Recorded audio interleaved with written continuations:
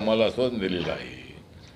आणि आता या 48 जागा ज्या आहेत त्याच्यामध्ये आम्हाला 2 जागा शिर्डीची आणि सोलापूरची मिळावी अशा पद्धतीचं पत्र चंद्रशेखर बावनकुळे त्यानं देवेंद्र फडणवीसजी यांना पण दिलेलं आहे.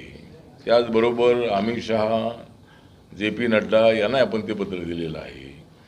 नितीन गडकरी यांच्यासोबतही काल नागपूरमध्ये माझी चर्चा झाली आणि RPIला 2 तरी जागा द्याव्यात अशा पद्धतीची आमची अपेक्षा आहे. आणि आम्हाला एकदम मी राज्यसभेमध्ये आहे, पण राज्यसभेवरच्या अनेक लोकांना लोकसभेची उमेदवारी देण्याचा निर्णय BJPने घेतलेला आहे.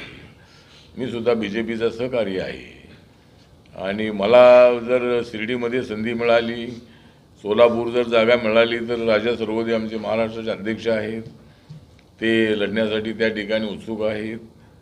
आणि 2 जागा आमच्या निवडून आल्या तर आमच्या पक्षाला मान्यता मिळेल. त्यामुळं थोडासा पॉझिटिव्ह विचार करून या तिन्ही पक्षांनी थोडी जागा मागे 1-2 जागा मागे पुढे करून आम्हाला 2 जागा जर दिल्या तर आमचा जो आंबेडकरी मतदार आहे, दलित मतदार आहे, त्याला मोठी ताकद मिळणार आहे आणि त्याचा विचार करावा अशा पद्धतीची आमची मागणी आहे. आणि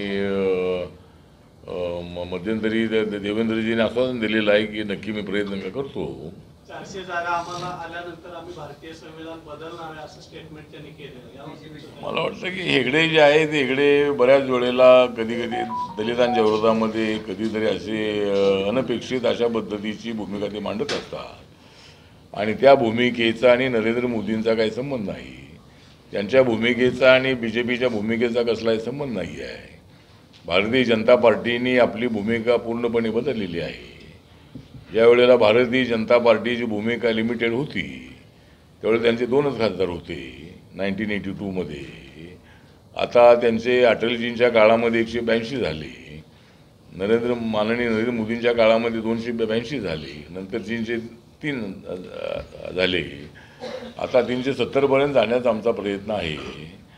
त्यामुळे आता हेगडे जे आहे त्या हेगडे नेहमीच विपर्यस्त अशा पद्धतीची भूमिका मांडत असतात आणि संविधान बदलण्याचा कोणालाच अधिकार नाही. ज्यांना संविधान बदलायचं असेल त्यांना देशात राहण्याचा अधिकार नाही आहे. संविधानाचं जे प्रियांबल आहे त्याच्यामध्ये कसलाच बदल होऊ शकत नाही. पण नवीन कायदे जे आहेत तो करण्याचा अधिकार आहे. जसा आता महिला आरक्षणाचा कायदा झाला नवीन, अशी रोज प्रत्येक सेशनमध्ये पार्लमेंटच्या अनेक बिलं जे असतात 20 बिलं 30 बिलं 40 बिलं अशी बिलं येतात आणि त्यामध्ये नवीन कायदे करण्याचाही प्रयत्न असतो. जुन्या कायद्यांमध्ये अमेंडमेंट करण्याचाही त्यामध्ये प्रयत्न असतो आणि बहुमताने त्या ठिकाणी बिलं मंजूर होतात आणि त्याचे कायदे होतात. त्यामुळे संविधान कोणाला बदलता येणार नाही आणि हेगडेच्या भूमिकेचा आम्ही तीव्र निषेध करतो आणि त्यांच्यावर कारवाई झाली पाहिजे अशा पद्धतीची आमची मागणी आहे. अनेक वेळेला त्यांनी मागच्या वेळेला दलितांच्या संबंधामध्ये अशीच विपर्यस्त भूमिका मांडलेली होती.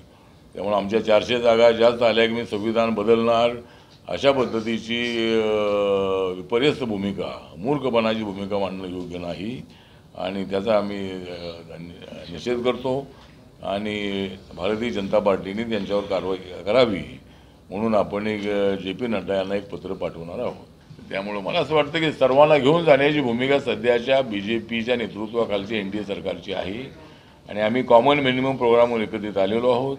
काही मुद्द्यावरती जरूर अवश्य मतभेद असतीलही, पण NDA सोबत जॉर्ज फर्नांडिस होते, शरद यादव होते, नितीश कुमार होते, ममता बॅनर्जी होत्या, नवीन पटनायक होते, DMK जे करुणानिधींची आहेत ती सुद्धा त्यामध्ये होती. त्यामुळं मला असं वाटतं की तसं परिवर्तन समाजामध्ये झालेलं आहे. त्यामुळं जरी बाळासाहेब आंबेडकरांनी भूमिका घेतलेली असली तरी त्यांना तो अधिकार आहे, पण ते महाविकास आघाडीमध्ये जातील असं मला वाटत नाही आणि महाविकास आघाडी त्यांना घेईल असं मला वाटत नाही. फडणवीसजी माझ्या जागेसाठी प्रयत्न करत आहेत. मी जी शिर्डी जागा मागितलेली आहे त्या ठिकाणी सदाशिव लोखंडे शिवसेनेचे सिटिंग खासदार आहे आणि त्यामुळं ती अडचण आहे. पण एका पक्षाचा विचार करत असताना एका व्यक्तीचा विचार होऊ नये. व्यक्तीचा विचार झाला पाहिजे, पण आम्हाला तिकीट एखादं देणं म्हणजे पक्षाला तिकीट देणं आहे.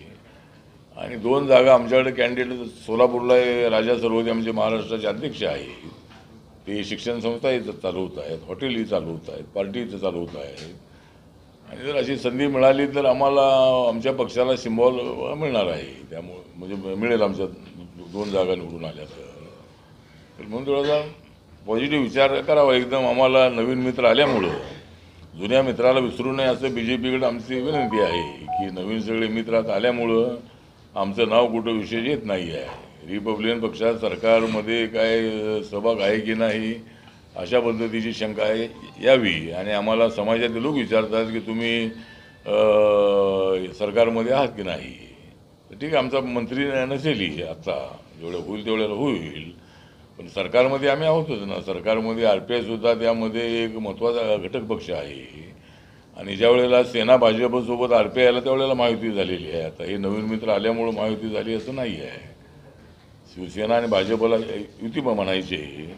ज्यावेळेला आमच्या पक्षाने निर्णय घेतला की BJP सेनेसोबत जायचं त्यावेळेला आपण सर्वांनी त्याची युतीला महायुती म्हणून आपण संबोधलेलं आहे. त्यामुळं त्याचा विचार गंभीरपणे करावा अशी आमची विनंती आहे.